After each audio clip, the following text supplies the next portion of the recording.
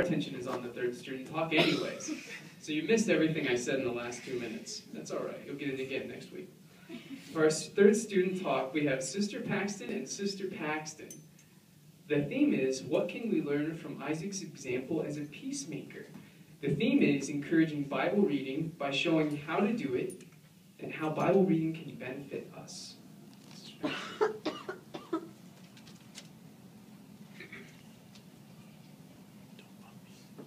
are you okay? Not really. What's wrong? Well, it seems like every time I start to play with something, Fiona wants to take it so she can play with it. I'm just tired of fighting. Oh, I know. Sometimes it can be frustrating because, she's young and she's still figuring things out. But you know what? You don't need to worry. She'll definitely learn and it'll get easier as time goes on. But did you know that there's something you can do about the situation right now? No, what? Or you can be a peacemaker, like Isaac was.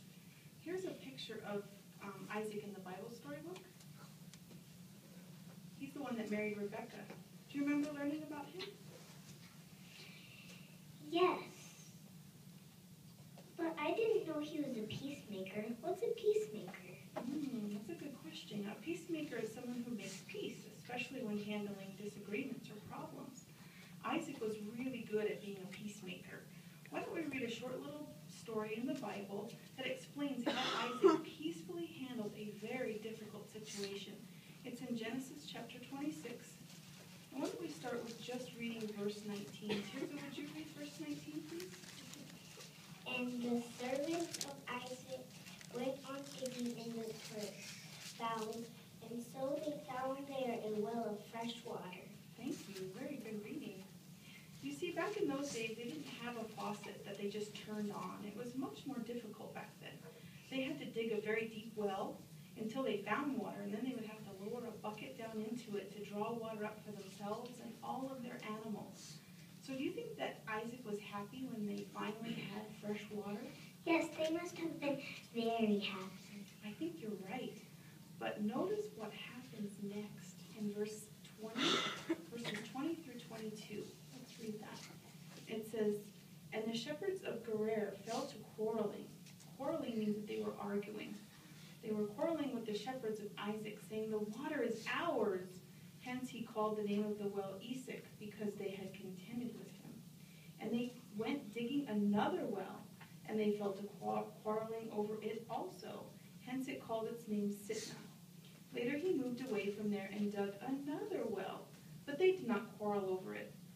Hence he called its name Rehoboth, and said, it is because now Jehovah has given us ample room and has made us fruitful in all the earth. So what happened to their wonderful new well, Tirza? The other shepherds said, it's ours, and they kept arguing about each new well that they dug. That's right, very good. Does it ever say that Isaac argued back? No. That's right. What did Isaac do to keep peace? He would leave and dig another well somewhere else. Very good. What do you think would happen if he didn't leave and he fought back instead? Something would get hurt. That's a good point. And would there be peace? No. No, there wouldn't be. So do you think it was easy for Isaac to pack up his entire family, all of his animals and his tents, every time they had to go and leave and dig another well somewhere else? No. What do you think we can learn from Isaac's example? Sometimes it's not easy being a peacemaker, but we should still try. Yes, that's right. Very good. Do you think Jehovah is happy with us when we try to make peace? Yes. You're right. He is happy with us. Why don't we jump over to verse 24 in that same chapter, Genesis 26, verse 24, and we can see how Jehovah felt about how Isaac handled this difficult situation in such a peaceful way. That's verse 24. And Jehovah proceeded to appear to him during the night and to say, I am the God of Abraham your father. Do not be afraid, because I am with you, and I will bless you, and multiply your seed on account of Abraham my servant. So how do we know that Jehovah was happy with Isaac's conduct from reading this scripture? Jehovah said he would be with him and he would bless him. Yes, very good.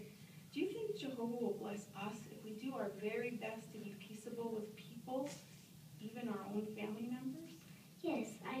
Thanks, Mom. It was a good lesson. I'm going to try to set a good example as a peacemaker.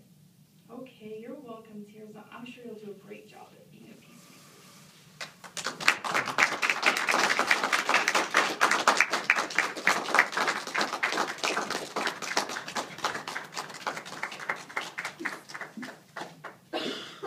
I apologize, Sister Paxton. I wasn't really paying any attention to you. Just kidding. You did a fabulous job, and so did you two. So we're very proud of you both. What I wanted to commend you